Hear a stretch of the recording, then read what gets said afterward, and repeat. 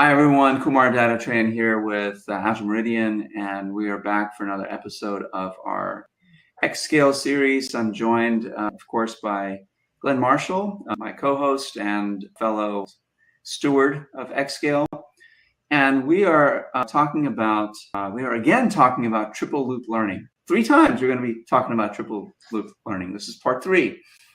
And in this video, we're going to dive a little deeper into an aspect of XSCALE, or really a pattern in XSCALE that manifests this pattern, triple loop learning pattern, really well. And it's called the Camelot Model. Now, rather than spend the next 20 or so minutes or more trying to explain what the Camelot Model is, what we thought we'd do is talk about your typical Scrum team. So Glenn, tell me about a Scrum team. What are the typical roles on a Scrum team?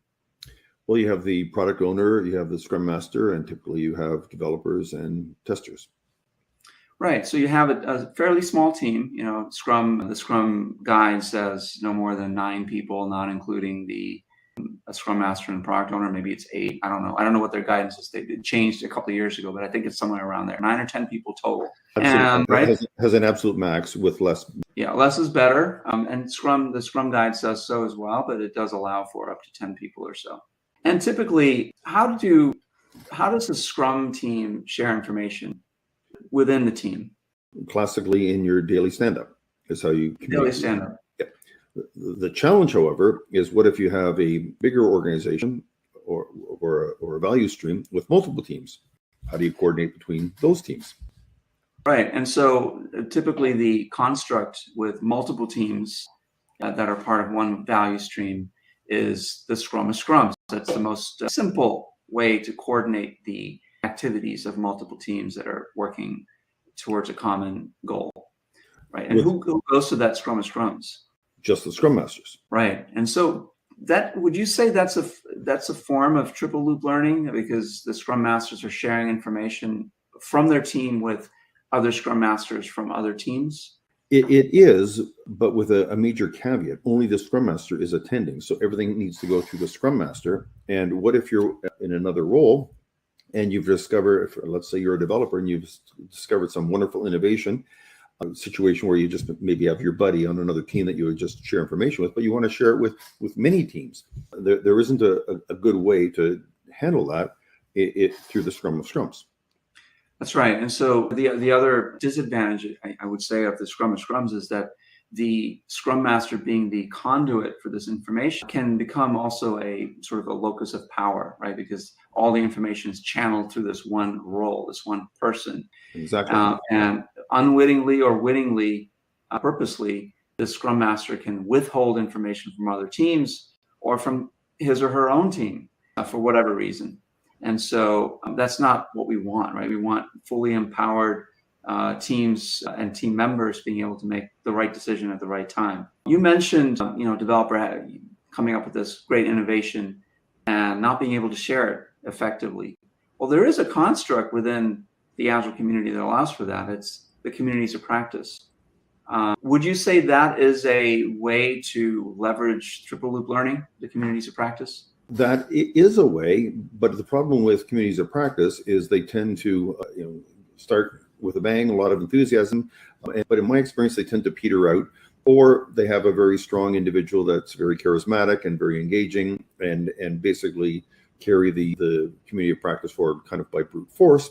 But again, we're dependent on an individual, and the community of practice doesn't really have any authority. That's right. Yeah. So communities of practice are a sort of ebb and flow in the kind of value that they provide initially, especially when they're communities of practice that are focused around a role or a competency like testing or development or architecture, or, we're talking software teams. But if it's not software, you can still have communities of practice around, say, if it's marketing, it could be content writing or copywriting, social media marketing. These different competencies could have their own community where people that have the skill get together on a periodic basis and exchange ideas and innovations and so on. But to your point, they don't last unless they have a really charismatic leader and they are supported by leadership and management.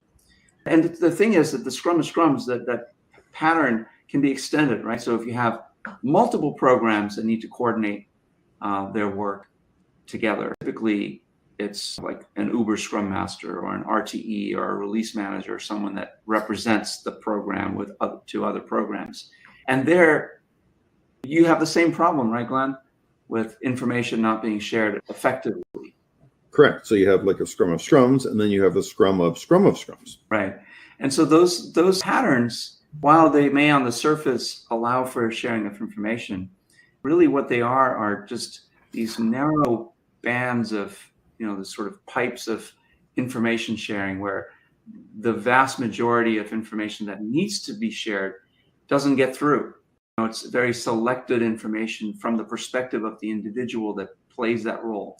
And they may be the best intentioned individuals, but they can't possibly represent all the different roles on their team from their perspective. So this is where... Also on a cadence. We want this to happen on a cadence similar to the daily stand-up or the retro. Correct. So this is where the Camelot model has some very interesting patterns that allow for a seamless sharing of ideas and information amongst all of the roles. It really democratizes the sharing of information, if you will. It allows that information to flow between people, between teams, between teams of teams, with other teams of teams.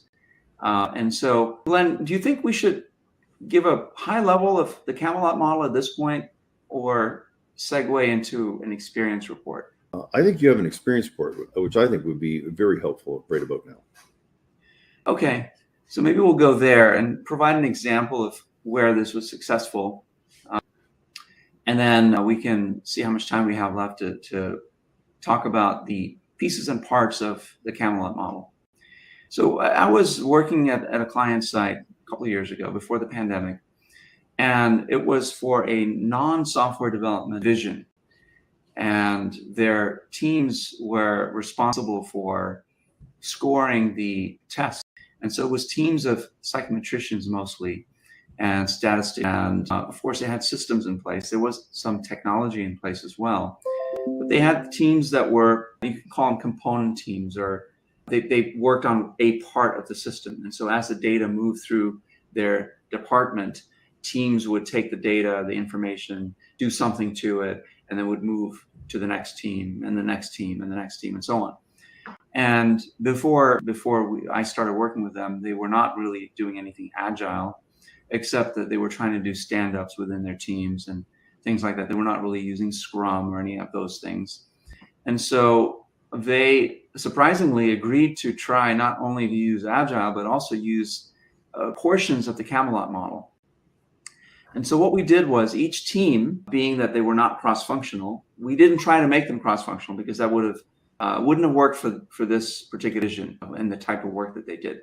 We left them the way they were, functional teams, component teams that did a specific task along sort of, you can visualize it as an assembly line.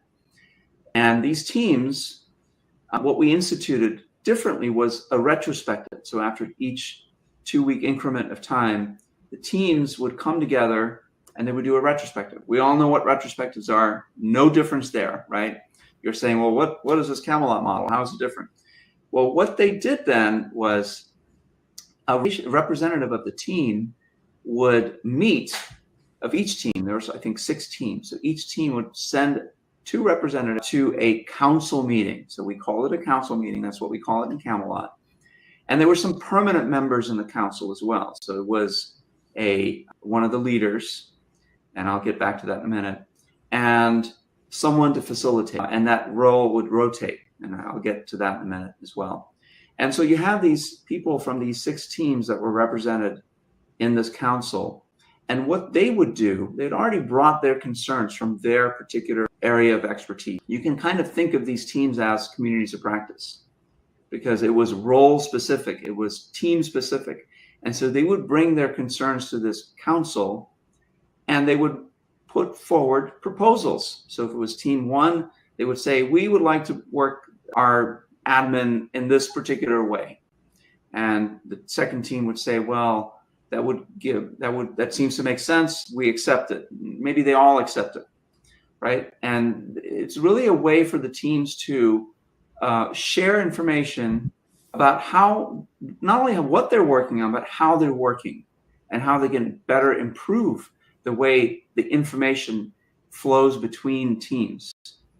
Now, the leader, their role was really very simple. If the team members, the members representing these teams, weren't able to reach a consensus decision, the leader's role was to pick the person to make a decision, either yay or nay on a particular proposal.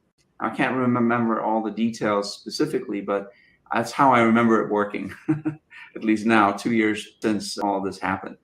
So this was a very simplified application of the Camelot model, but it was one that allowed this client to really accelerate the information flow between teams. In the past, they weren't really ever talking to each other.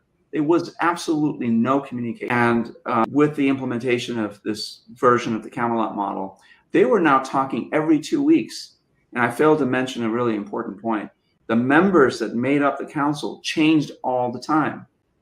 It wasn't the same people that were representing their team, unlike the Scrum Master representing his team and a Scrum of Scrums. Unlike that, the members that represented the team were different. It was typically the person from the last council meeting and the new person. And the next time they met, the new person became the person from the last council meeting and a new person. And so each time the representation was different. It was on a rotational basis. And so again, the democratized of information sharing between teams and within the team. So I've talked a lot. What's not clear to you, Glenn? I think I just want to clarify one thing. So each team sent 2 people to the council. That's right. Yeah. So it was quite a big council. Right, and that's necessary for continuity. Yeah. But because they always rotated, everybody got a turn, so you didn't get into any power dynamics or I'm the representative. Everybody knew that it was a transitory thing, which helps people develop leadership skills, of course. But it also eliminates this conduit of everything goes through this one individual. So yes, I think that's right. That's a simple and important example of applying Camelot. Now, one thing I need to mention is that the leader role also rotated. So the leader that played the leader role that would sort of decide the decider if there was no consensus on a particular topic, that leader changed as well. And they were a representative of the leader circle. So these were all the sort of the managers and the VP there that had their own circle. And they met just like all the other teams to discuss improvements that they thought were needed. And they would bring their proposals to this council meeting as well. And now I don't remember the particulars of how we decided how those proposals would get voted on. But suffice it to say, everyone in this group found great value in these meetings and made a lot of progress in improving the flow, not just the flow of information, but the flow of value through their department. Their cycle times, how long it took them to do what they called an admin, went down by significantly by 30-40%. Wow. Over the course of this period that we were with them. So I think it was a resounding success, and I believe they used it much after I left that organization. And I think this introduces an important point about Camelot that Peter Merrill likes to emphasize. It's not a framework, it's just a model. It's very loose, and you apply it to your organization in a way that makes sense. The critical points is this notion of rotation and full representation of all of the different roles. So, there's power here, and I think there's more than enough material for another couple of videos on this topic. Well, one thing I wanted to say, that this client, the teams were not cross-functional, right? They were component teams.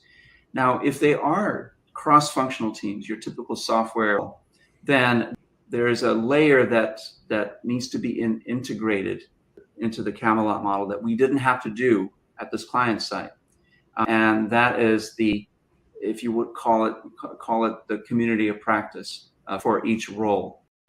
In Camelot, we call it circles, quality circles.